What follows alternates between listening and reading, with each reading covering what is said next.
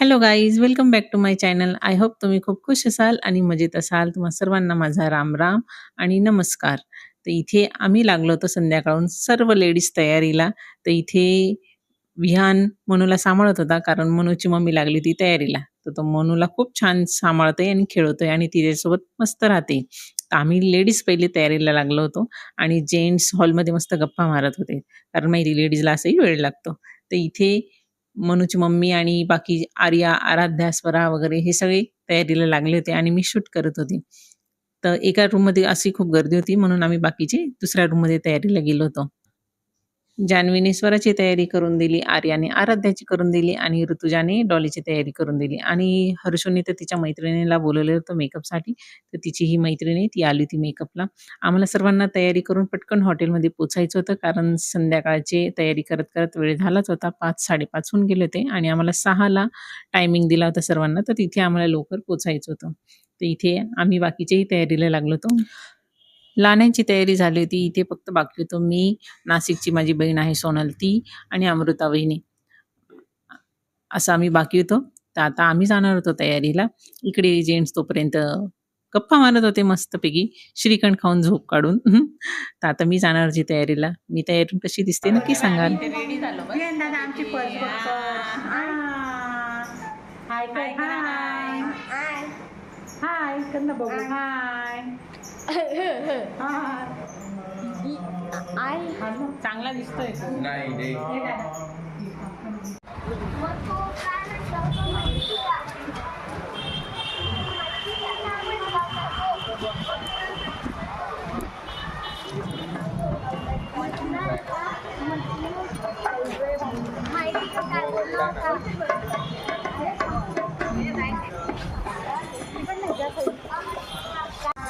कृष्ण हरी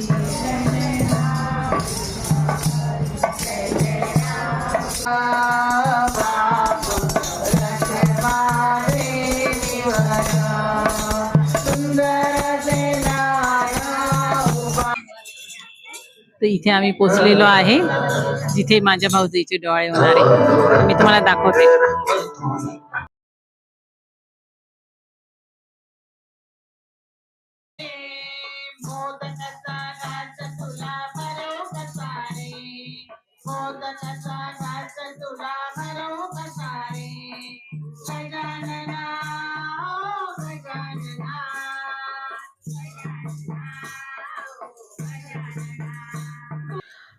आम्ही पोचलोच, तर तेवढ्यात तिथे भजनी मंडळ आलेले होते. म्हणजे ते भजनी मंडळ आमच्या समाजाचेच आहे.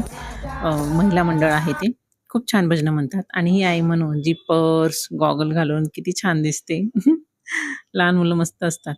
आणि एकीकडे चाललं होतं हर्षूचं फोटोशूट. एकीकडे भजनं चालली होती, दुसरीकडे फोटोशूट चाललं होतं, कारण नंतर वेळ भेटत नाही. आणि हा जो माझा भाऊ आहे, हा नाशिकलाच असतो. हा फोटोग्राफरच आहे. त्यानेच फोटो, व्हिडिओज त्यानेच काढले. त्याने सर्वांचीच फोटो काढली. खूप छान फोटोग्राफर आहे तो, मस्त फोटो काढतो. आणि इकडे एकीकडे बसली होती हर्षू पाळण्यामध्ये आणि इकडे भजनही चालले होते. तर भजनं आहे ना, म्हणजे त्यांच्यामधली जी नाशिकची बहीण आहे ना, त्यांच्यातली तिची सासूच एक आहे, अलकात्या म्हणून. त्या भजनं म्हणतात. मस्त एकीकडे भजनं चालले होते, तर त्यांनी आम्हाला सांगितलं, की आम्ही भजनं म्हणतो आणि तुम्ही डान्सही करा, म्हणजे अजून छान मजा येईल. तसं तर आम्ही करतोच डान्स.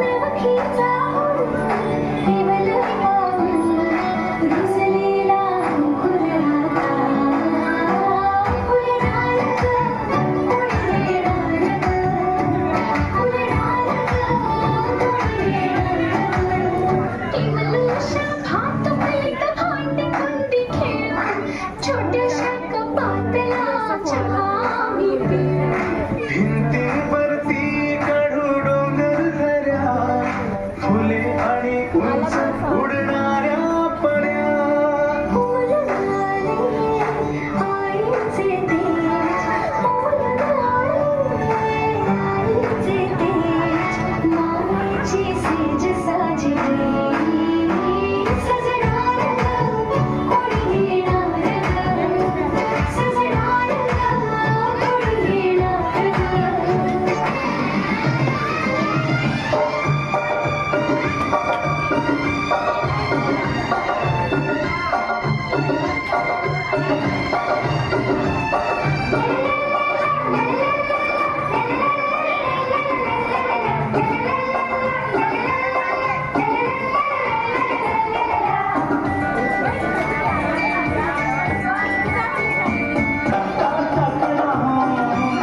सबसे छोटा आए कोई मुझसे छोटा मांगे तुमसे घर का आंगन प्यारा प्यारा नजराना तन टिक तन टिक तन टिक टिक तन टिक तन टिक तन टिक तन टिक तन टिक तन टिक टिक तन टिक तन टिक तन ना भी तुम खुशियों का खजाना टिक तन टिक तन टिक तन टिक टिक तन टिक तन टिक तन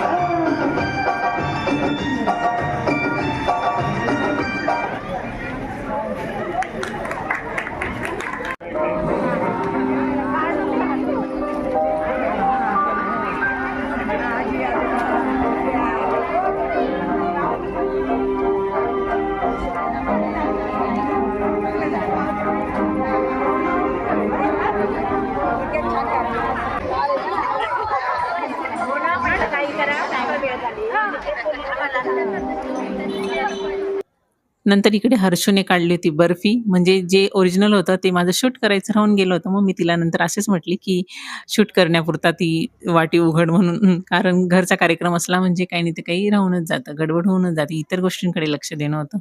आणि आईची आणि अण्णांची अॅनिव्हर्सरी त्याच दिवशी, तिथं त्यांचा केकही कापला होता. मज्जा आली खूपच, पण ते शूट करायचं राहून गेलं. नंतर आम्ही सर्वांनी जेवणं केली, जे घरचे बाकी होते. पावभाजी वगैरे होते, असे छान पुलाव. जेवणं केली. नंतर आम्ही रस्त्याने असं पायीच चालत आलो होतो. कारण सगळे भाऊ-बहिणी बाकीचे गेले होते पुढे गाड्यांवर, पण आम्ही बाकीचे पायीच गेलो होतो. तर माझा ब्लॉग आवडला असेल तर नक्की लाईक करा आणि सबस्क्राईब करा. बाय.